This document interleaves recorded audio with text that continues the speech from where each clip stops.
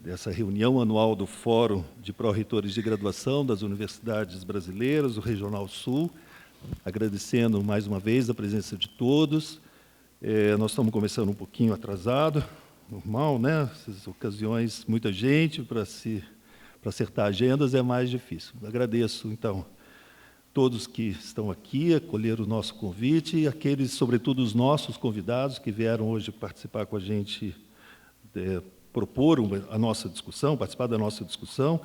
E a gente começa hoje, nós temos aqui para essa mesa uma série de convidados, muitos, infelizmente, não puderam confirmar a participação. É o caso do deputado Pedro Ucaschi, do senador Oriovisto e do senador Flávio Arnes. Os três justificaram a ausência, alegando compromissos em Brasília, não poderiam estar aqui nessa data, né? Mas o professor Oriovisto, o senador Oriovisto, fez questão de mandar um representante, uma pessoa muito querida nessa casa, filho de um ex-reitor da universidade, Paulo Salamone, ex-vereador da nossa cidade. Então, Paulo está convidado também a participar depois aqui da mesa com a gente. E estamos aqui recebendo hoje, então, o senador, o secretário Natalino, de Santa Catarina, e o senador Renato Feder, secretário, desculpe, já secretário. Foi promovido, Tanto senador que a gente se confunde. E o secretário Renato Feder, aqui do nosso estado do Paraná. Muito obrigado a presença de vocês, é uma honra recebê-los aqui. Nós vamos começar, então, com a exposição inicial do professor Moser Ramos, que é outra pessoa ilustre, não só dessa casa, professor que já tivemos hoje as histórias aqui contadas sobre o período da sua militância. Mas não tudo, né? Não. O professor Dilma não contou todas as histórias, mas contou suficientemente algo que nos interessa a todos aqui, né? A sua participação no Forgrade, como presidente do Forgrade, né? Essa coincidência não foi programada, mas foi uma feliz coincidência de termos aqui, hoje, nessa sala, talvez a maior concentração de presidentes do Forgrade por metro quadrado, né? Que algum dia se viu, né? Inclusive aqui o professor Euclides Marque, que é nosso colega aqui, foi nosso pró-reitor de graduação, também ex-presidente do Forgrade. O professor Moser, eu vou apresentar rapidamente o currículo dele. Ele é graduado em Engenharia Química, doutorado em Química, foi professor da Federal de Pernambuco de 77 a 2013, pró-reitor acadêmico, que significa pró-reitor de graduação, né, professor?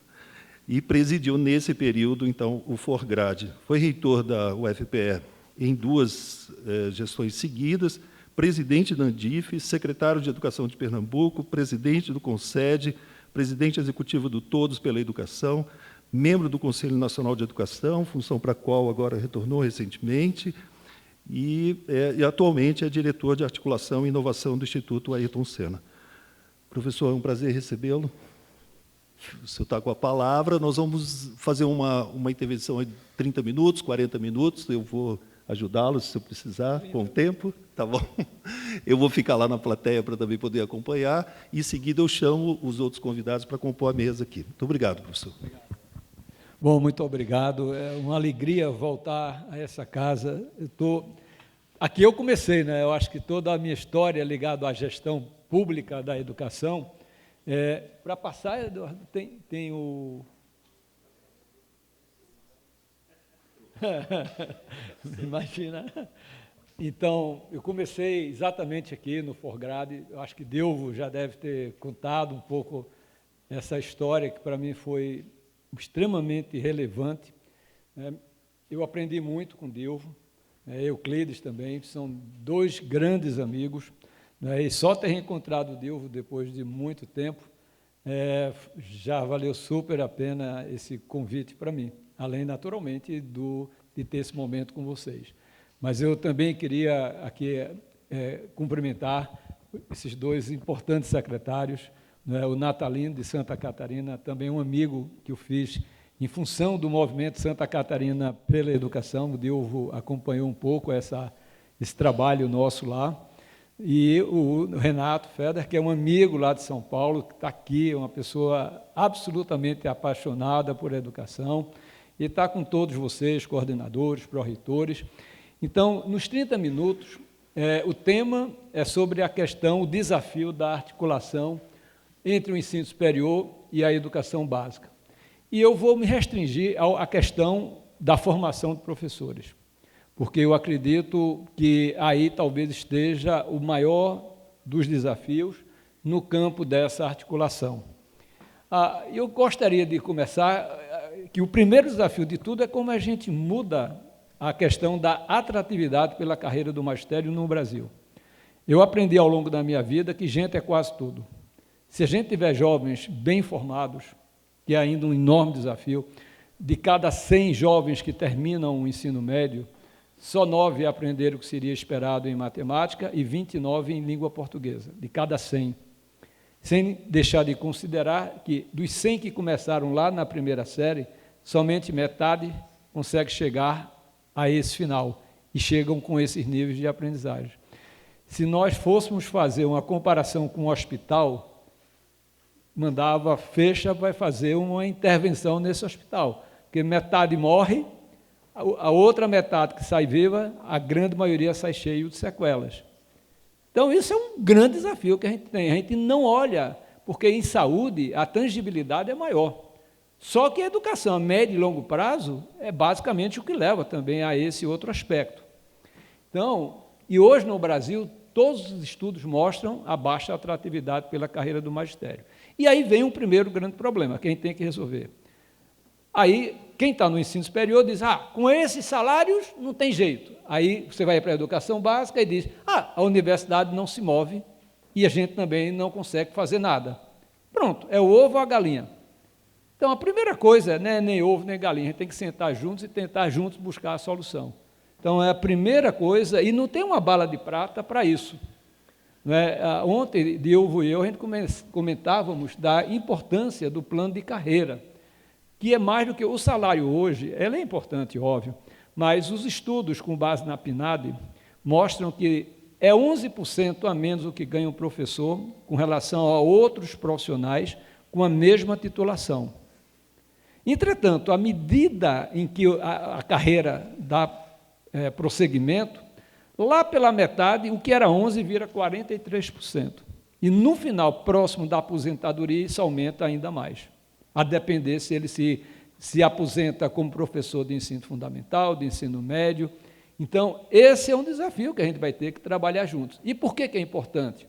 Por várias razões, mas todos também os estudos, evidências, mostram que entre os fatores que são controlados pela política educacional, o professor é que tem maior peso na determinação do desempenho escolar dos alunos. E o desafio do Brasil hoje é ter uma agenda da aprendizagem. Está aí os 2 secretários, a gente falava ali há pouco, que o desafio deles é como vencer, no caso do ensino médio, então, que o Brasil está literalmente estagnado no IDEB, né?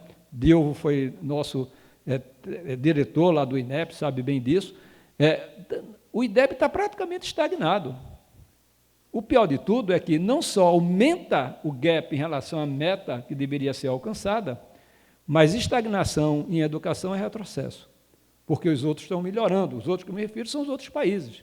E nós estamos parados na etapa que é a transição da educação básica para o ensino superior.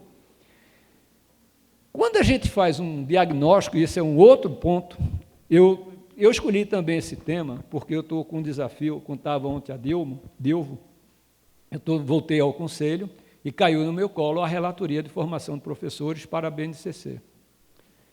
E um ponto que a gente vai ter que travar nesse momento é que, nitidamente em verde, são as matrículas em cursos de licenciatura por modalidade de ensino. Em verde é a distância, em azul, presencial. O que a gente já sabe, que está havendo uma migração às universidades públicas, de uma maneira geral, tá? E eu dei aula nos 36 anos da Federal de Pernambuco, os últimos 15 eu me dediquei só a dar aulas nas licenciaturas, passei pelos cargos, mas nunca deixei de dar aula. E quando dei aula nos últimos 15 anos, eu percebi claramente que os poucos que conseguiam passar pelo funil do sarrafo lá em cima, nas licenciaturas, a turma puxava para ir para o mestrado ou doutorado.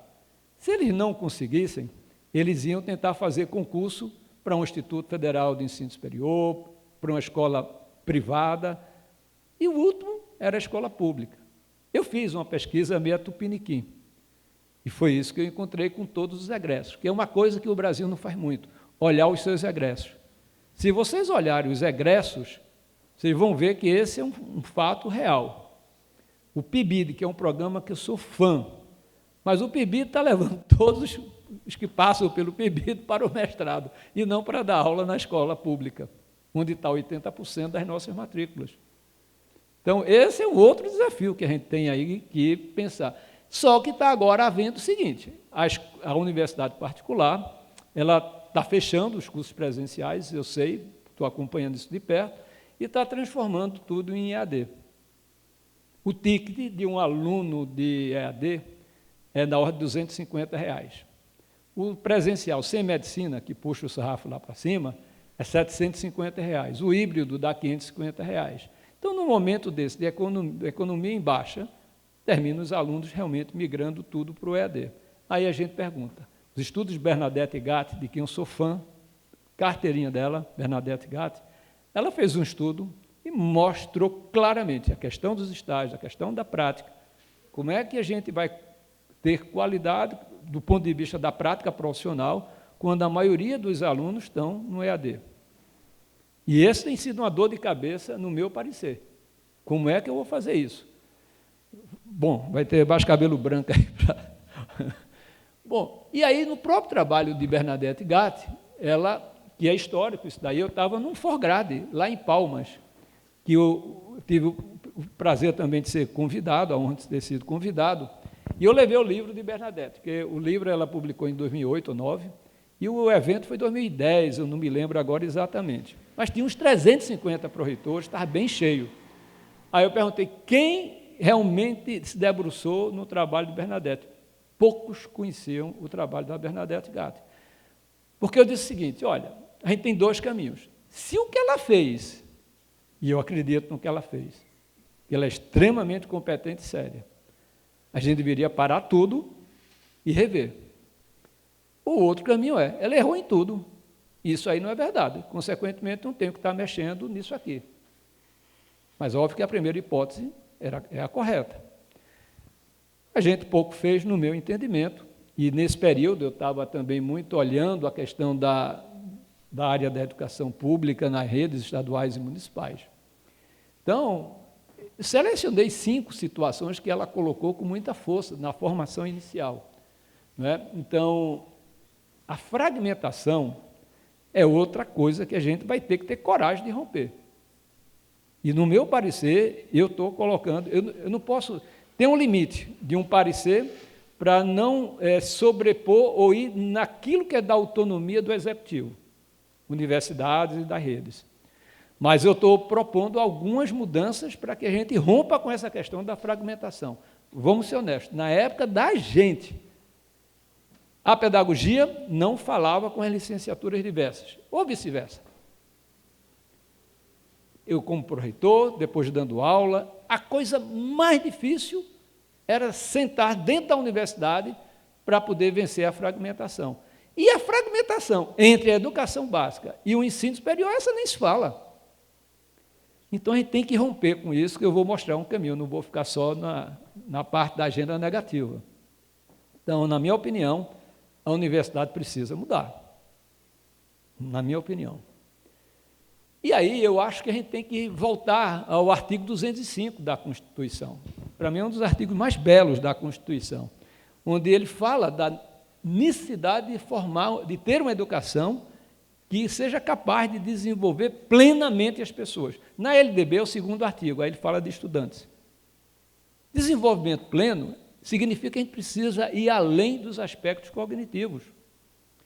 E o outro aspecto é preparar tanto para o exercício da cidadania, mas preparar para o mundo do trabalho. A gente precisa saber o seguinte, se nós formamos as pessoas para o mundo do trabalho, a gente precisa saber qual é o mundo do trabalho que a gente tem lá fora.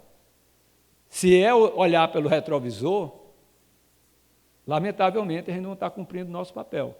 A gente tem que olhar sim o retrovisor para ver onde acertamos, corrigir onde estão os problemas, mas ousar e criar para poder formar o profissional para o mundo atual e futuro. Eu acho que isso exige, naturalmente, olhar um pouco o que está se passando, em termos de pesquisas e evidências. Uma vez lá em Santa Catarina, Diogo e Natalino, eu estava almoçando, esqueci o nome dela, era presidente da BRH, lá de Santa Catarina, Luzia. Aí Luzia disse para mim, olha, Mozart, hoje a gente contrata pelo cognitivo e demite pelo socioemocional. Aí, como assim?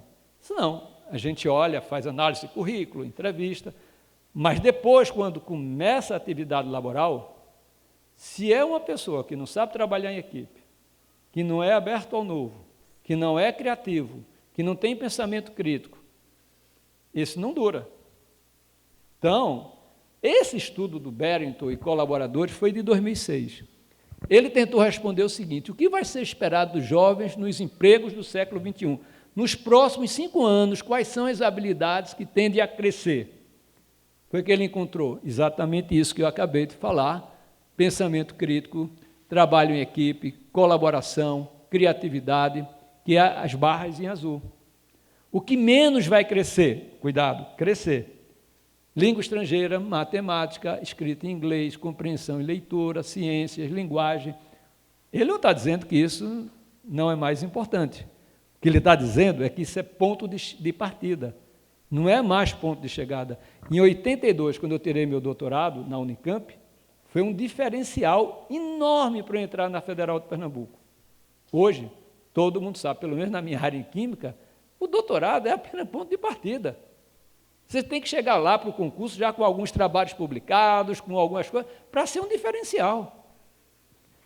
Então, quem não tiver domínio daquelas competências tradicionais do conhecimento básico, nem entra no jogo. Então, isso exige, portanto, uma outra educação, que vá além dos aspectos cognitivos tradicionais.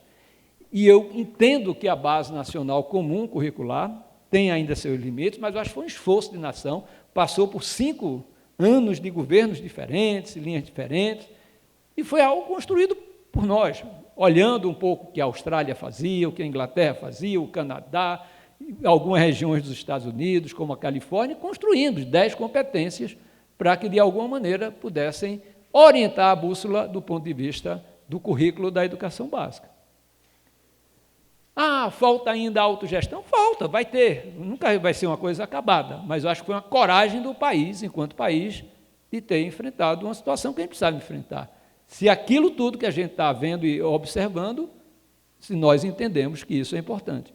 E aí eu me sinto aqui em casa, então eu vou falar sem preocupação política de qualquer coisa. Eu vi muito, eu não participei de todas as audiências públicas da BNCC, mas as que eu participei, eu vi muito pouca participação da universidade. E no meu entendimento, acho que a universidade ainda não entendeu isso aí. Estou falando de uma maneira geral, tá? Hoje eu estava num evento aqui na FTD, com a PUC aqui, impressionante, eles já estão fazendo, segundo ele me disse lá, o Erickson, estava com a Renata, que cuidam dessa parte, eles não podem porque tem um evento lá, eles estão já vendo e trabalhando muito, e me explicaram o que estavam fazendo.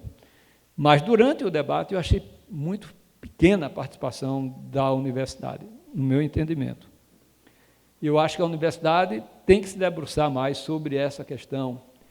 E no apagar das luzes de Roscielli, enquanto ministro da Educação, ele encaminhou uma proposta para o Conselho Nacional de Formação de Professores, tendo como referência 3 dimensões das competências profissionais: conhecimento profissional, prática profissional e engajamento profissional, que é muito importante para que a gente tenha resultados de ensino-aprendizagem na prática. E ele já encaminhou cada uma dessas dimensões, as 3 postas ali, tem um conjunto de competências específicas. E cada competência específica tem um conjunto de subcompetências que o professor precisa saber e dominar. Isso a gente está construindo, isso caiu no meu colo. Eu estou assim, há 4 meses, assim, de manhã, de tarde, de noite, sonhando. Hoje passei a noite sonhando, porque a sexta-feira a gente tem reunião bicameral do Conselho Nacional lá em São Paulo, extraordinária, para poder avançar mais ainda nisso, mas, assim, tem sido um esforço hercúleo para poder realmente, vai ser a mudança de cultura. Ou a gente faz, ou vamos estar olhando, na minha opinião, para o retrovisor. Então, o que é que eu estou propondo no meu parecer? Além disso, a gente está fazendo um olhar bem profundo em relação a essas competências e subcompetências. Eu já fui perdido. Colegiado, você tem que saber, a democracia é isso, né? Você tem os seus desejos, mas você tem que ir por um colegiado, e o CNE é um colegiado. Na minha primeira versão, eu gosto muito de falar abertamente, não tem nenhum tipo de preocupação. Eu tinha feito a primeira versão. Na primeira versão do meu parecer, que serve como subsídio para a resolução, que é o que chega, na verdade, às escolas, eu tinha proposto a criação de um Instituto de Formação de Professores. Por quê? Eu fui olhar o que Bernadette escreveu. Ora, se ela está dizendo que a gente tem uma fragmentação muito grande na formação, eu acho que a gente tem que ter um espaço onde a gente reúna os professores da instituição de ensino superior, seja pública, privada, onde aqueles que querem se dedicar de fato à educação básica, possam estar reunidos os diferentes saberes e áreas do conhecimento, construindo com a educação básica esse novo momento da formação inicial dos professores. E aí eu chamei de instituto, mas podia ser a UFRJ, nessas audiências que a gente fez lá, a gente convidou a UFRJ, que está com uma experiência bem interessante, foi construído na gestão anterior do Roberto, que foi, lembra da nossa época lá, era o reitor, e ele juntou lá, ele chamou lá de complexo de formação de professores, juntando as diferentes áreas para trabalhar, de fato, esse espaço da construção com a educação básica. Eu fiquei bem encantado com o esforço que eles estão fazendo. E qual era a ideia? Muito similar ao que eu estou chamando aqui de instituto. Pode ser complexo, pode ser espaço, pode ser núcleo. Importante é que, em primeiro lugar, a gente tem aí 4 grandes grupos de professores, meu entendimento, tá? Primeiro grande grupo, e mais importante, do sentido de que são aqueles poucos heróis ou heroínas da resistência que estão nas universidades, ainda se dedicando à educação básica, não é a maioria. A larga maioria está olhando a pós-graduação, publicação em Equalizar, quantos alunos de mestrado, doutorado, porque foi essa a cultura, e foi uma cultura importante para que o Brasil tenha a política de pós-graduação que tem hoje. Não estou dizendo que é a escolha de Sofia, só que a gente deixou e esqueceu a educação básica. A política que pudesse promover o professor na universidade, na instituição de ensino superior, que estivesse dedicando à educação básica. O que é que acontece hoje? A gente sabe disso. E tem que ter coragem de dizer. Os professores que estão cuidando da educação básica, eles passam assim, todos, sabe, não fazem parte da política de pós-graduação, não podem dar, porque não estão produzindo em Equalizar. E não são aqueles que têm um maior prestígio social e profissional dentro dos institutos, das licenciaturas diversas.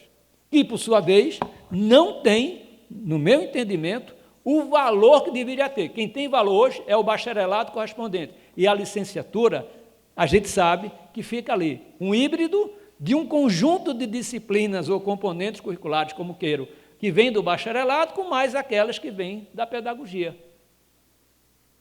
E os alunos me perguntavam, daqueles últimos 15 anos que eu me referi, eles diziam para mim, Mozart, quando é que eu vou aprender a ser professor? Aí eu disse, como assim? Aí eu disse, professor, quando eu tiver uma turma, como é que eu vou, na prática, colocar isso que o senhor me ensina e outros professores lá na sala de aula?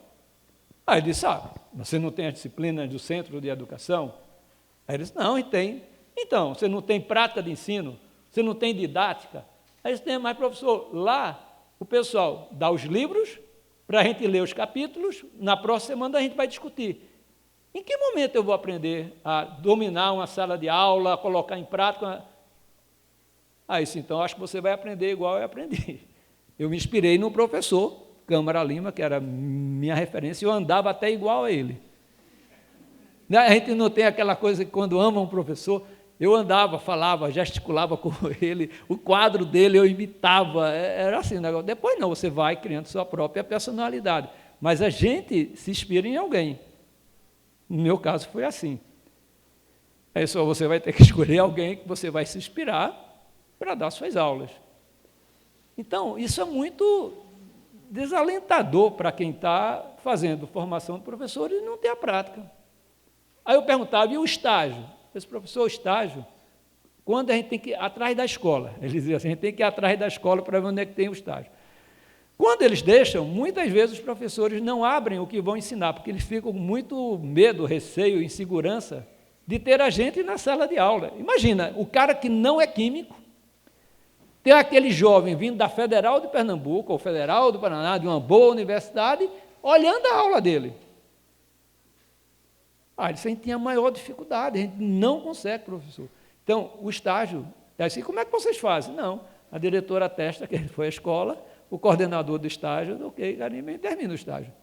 Bernadette encontrou isso também na larga maioria dos casos, em todas, não era só pedagogia, não, todas as licenciaturas. E a gente sabe disso. Então, primeiro é o grupo daqueles que querem se dedicar à educação básica. Segundo, os professores pesquisadores que querem cuidar do bacharelado, da pós-graduação, mas querem ajudar e contribuir. É importante que eles tragam também a visão. Aí vem o terceiro grupo, que é uma inovação, eu acho, e eu acho que deveria trazer e fazer isso. O professor ponte. É trazer aqueles professores inspiradores, esses dois cabas devem estar vendo aí, muita gente boa lá na educação básica. E eu vi lá em Pernambuco. Lá em Pernambuco, pasme, isso em 2005, quando eu fiz a pesquisa, fiquei até 2006, 4 anos. Tinham 78 doutores e 300 e poucos mestres. Os doutores tinha gente formada por Sorbonne, Universidade de Paris.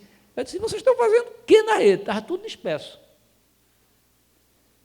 Mas não é a titulação só que eu acho que deveriam levar em conta. É aquele professor inspirador, que encanta, sabe como trabalhar uma sala de aula.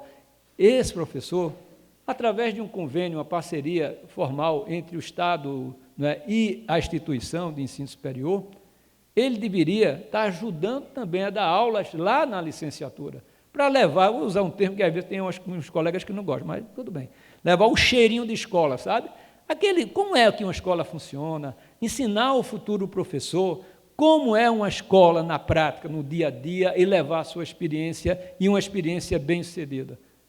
A gente só faz a ponte quando tem as especializações e tudo mais, a universidade vai lá, e igual aqueles cursos taxista.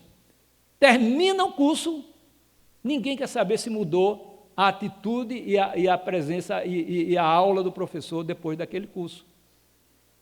Quando eu fui para a secretaria, o que foi que eu percebi? Eu pedi, antes, quando era reitor, chegava, assina aqui, reitor, aqui é o convênio, está assinado, né? Eu olhava, ele deveria olhar, o conteúdo é o secretário que está contratando. Mas quando eu estava lá, eu quero ver o conteúdo. Peguei da minha área de química.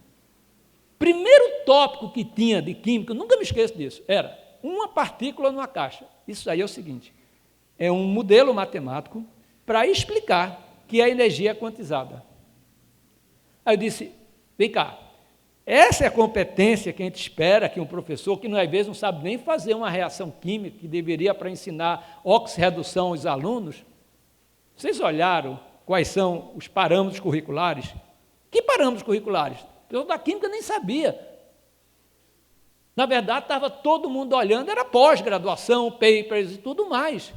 Aí eu sentei, não, eu só vou assinar se isso dialogar com os parâmetros curriculares e, ao término do curso, vocês acompanharem os 6 próximos meses, se de fato aquilo que você ensinou teve efeito na sala de aula.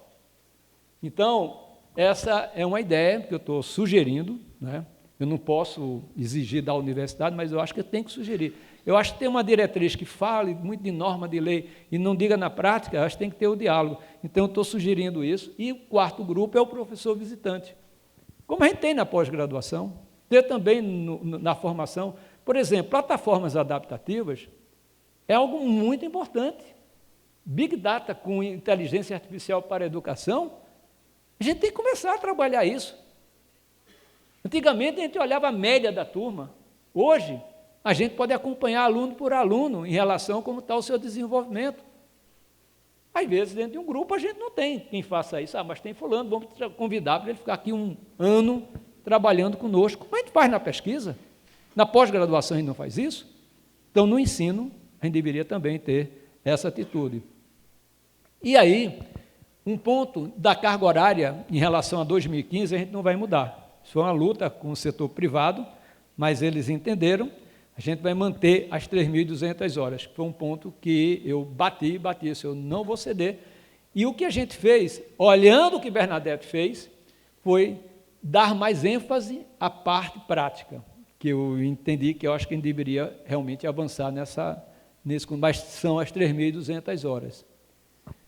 Os princípios norteadores, para concluir. O compromisso com a educação integral, com base no que está lá no artigo 205.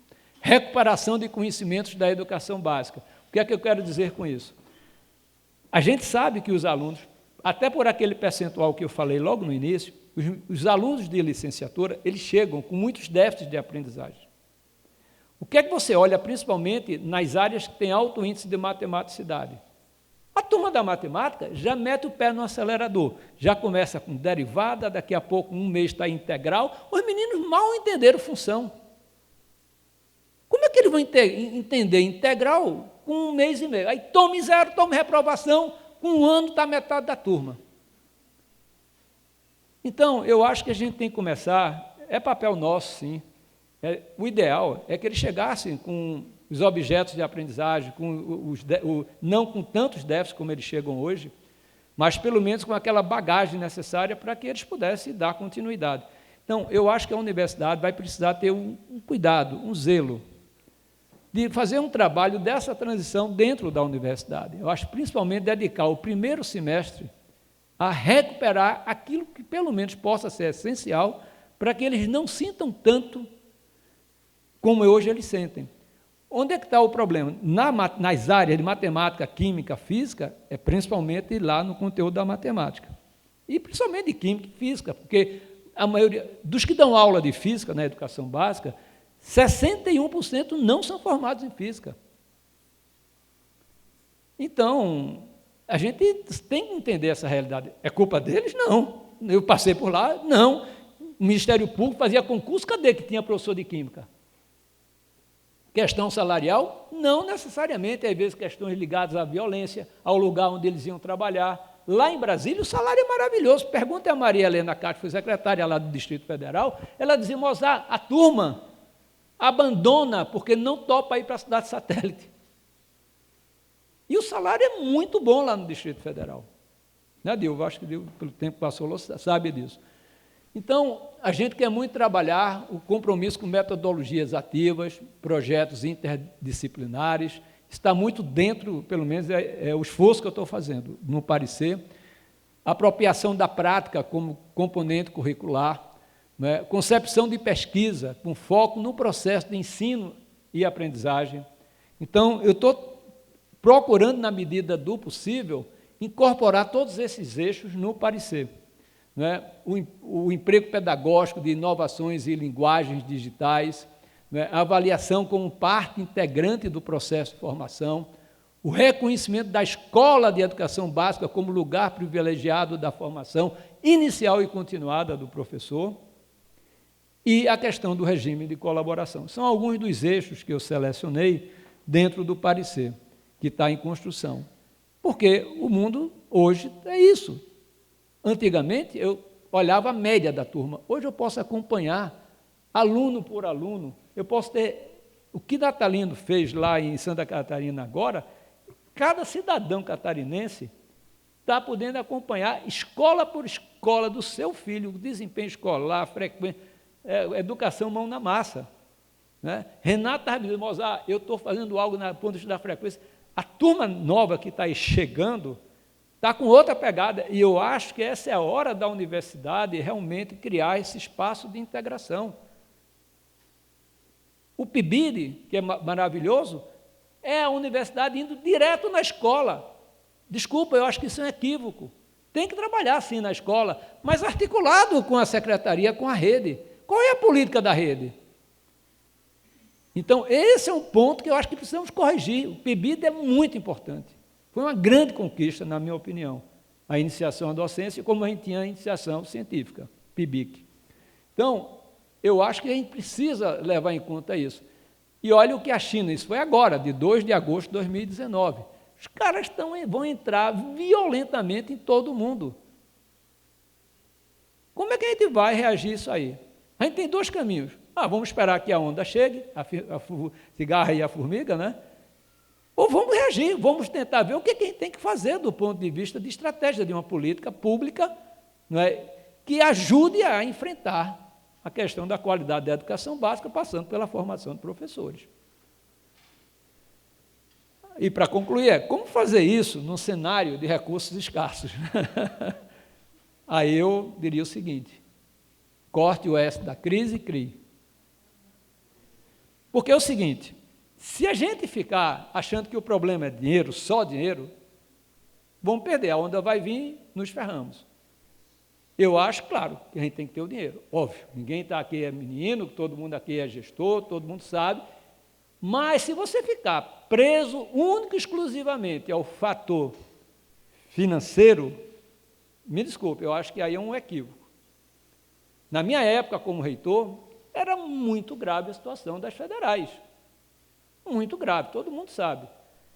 Então, assim, eu tenho que pensar fora da caixa, para eu, assim, não ficar refém só do dinheiro federal. Aí, se eu vou buscar mecanismos internacionais, eu procurei fiz a avaliação internacional da UFPE, pelo Conselho de Reitores da Europa, fui lá na Filadélfia, fazer pela Middle States Association, com base nessas 2 avaliações internacionais, eu fiz o planejamento estratégico para 10 anos da universidade, e isso me trouxe uma série de subsídios internacionais, que foi fruto de um esforço, da coragem de fazer no momento de crise.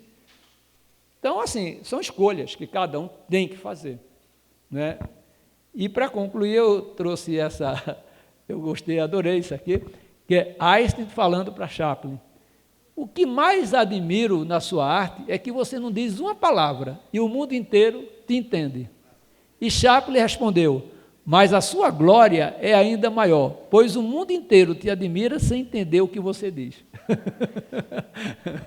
Então, eu acho que esses são 2 gênios que a gente tem da natureza, que nos ajudaram a ver o mundo por um outro ângulo, né? Um no campo científico, outro no campo da arte. Então, eu acho que a gente tem que começar, primeiro, a se integrar. Dil foi da CAPES também, lá na área, ele foi para lá, inclusive, pela área da educação básica, quando a Haddad criou. Dil, 2014, eu estava ainda no CNE, e estava fazendo análise do PAFO. Eu fiquei estupefato com a quantidade de dinheiro que tinha para a formação de professores lá na CAPES. Era 1,8 bi que tinha naquela época. Bi. Ninguém sabia isso dentro das universidades. Eu estava no fórum de reitores, você sabe que a CAPES tem, porque todo mundo olha CNPq e a CAPES por outro ângulo, e não olha pela educação básica. Por quê? Porque a educação básica não está na agenda. Na minha opinião, ou a gente coloca a educação básica, Eduardo, na agenda prioritária da universidade, ou a universidade vai dar um tiro no pé. O que eu estou dizendo aqui, eu disse aos reitores, eu disse para os reitores de planejamento, lá em Goiânia, no fórum que teve, e eu falo isso porque foi a universidade que o que eu sou hoje, que a minha vida saiu do campo científico, né, nos últimos anos, em função dessa migração que eu tive para o campo da gestão. Então, eu quero muito olhar daqui a um tempinho, quando eu tiver feito nosso amigo Euclides, só fazendo ginástica, levando os netos na escola, eu estou louco para fazer isso. A gente possa olhar e dizer assim, foi um legado que a gente deixou. E eu acho que a gente não tem mais tempo a perder. Ou integra ou desintegra. Obrigado.